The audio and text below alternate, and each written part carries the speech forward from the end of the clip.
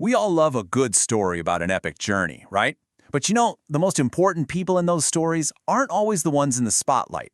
Sometimes they're the ones walking quietly in the background, the ones whose steady footsteps actually shape the path for everyone else. Today, we're going to talk about one of those forgotten heroes, a man whose quiet competence literally helped build the American West. So think about it. It's the mid-1840s. The journey to California is a brutal 2,000-mile trek. It was one of the most dangerous things you could possibly attempt. Success wasn't just about being brave. It was about pure survival. So what was the secret ingredient? What separated a group that made it through from one that became a cautionary tale? Well, just look at this. It's a pretty stark comparison. In 1844, you have the Stephens-Townsend-Murphy Party. They get their wagons over the insane Sierra Nevada mountains. The result? Not a single person died. Fast forward just 2 years. The Donner Party tries the same thing. The result? An absolute disaster. Dozens dead. So what did the first group have that the second one didn't? Well, the answer wasn't some revolutionary piece of gear or a secret map. It was a person. Specifically, the experience and steady hand of a guy most of us have never even heard of. A 64-year-old grandfather named Isaac Old Man Hitchcock. Now, Hitchcock didn't decide to head out into the wilderness because he was looking for gold or glory. Nope. His reasons were much, much closer to home. It was all about his family. See, his daughter, Elizabeth, had been through absolute hell. In 1841, her husband died, leaving her to raise 6 kids on her own. Then, just a year later, her youngest son was killed in a terrible accident. Absolutely heartbroken, but also incredibly determined, she decided the only way forward was to pack up her other 5 kids and start a new life in California.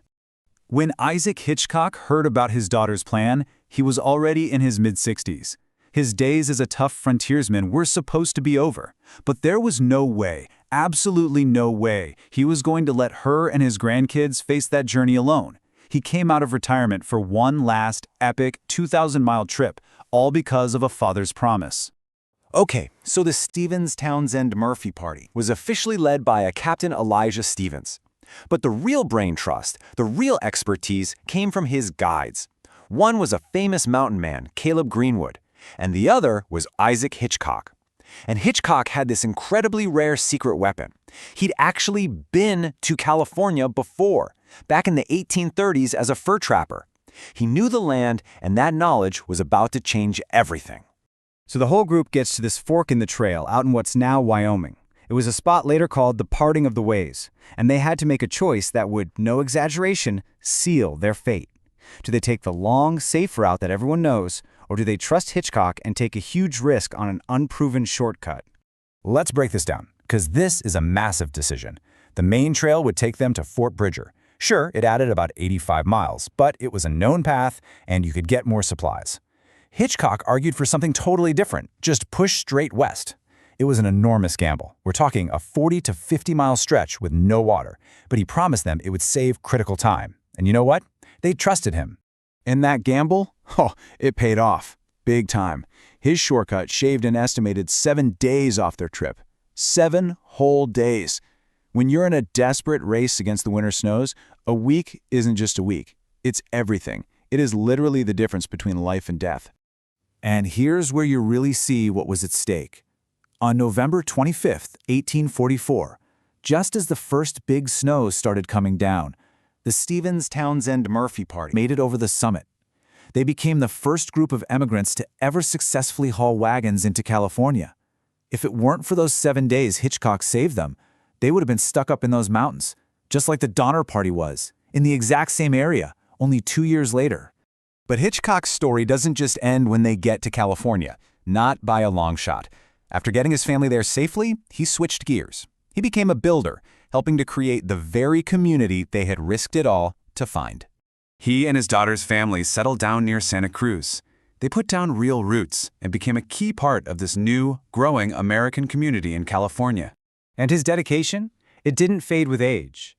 When the Mexican-American War kicked off in 1846, Hitchcock, now almost 70 years old, didn't even hesitate. He and his son Samson signed up as volunteers, ready to fight for the future of their new home.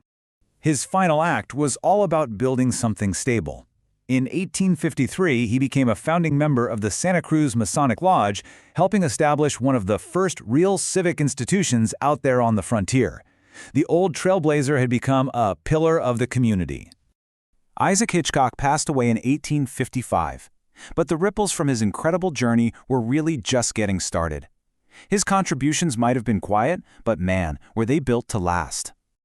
That risky shortcut he pushed for, it ended up being called the Sublet Cutoff, and it became the main route for thousands of people heading west for the gold rush. His family thrived, and one of his grandsons even helped build the famous Point Arena Lighthouse. His influence just echoed through the generations, all the way to 2024, when his descendants honored him with a memorial brick, finally making sure his quiet story gets told. You probably won't find his name in most big history books. The trail he blazed was even named after somebody else. But his calm, smart judgment at one single fork in the road, it saved his family and completely changed the path of migration for an entire generation. His influence is literally etched into the landscape of the American West. It really makes you stop and think, doesn't it?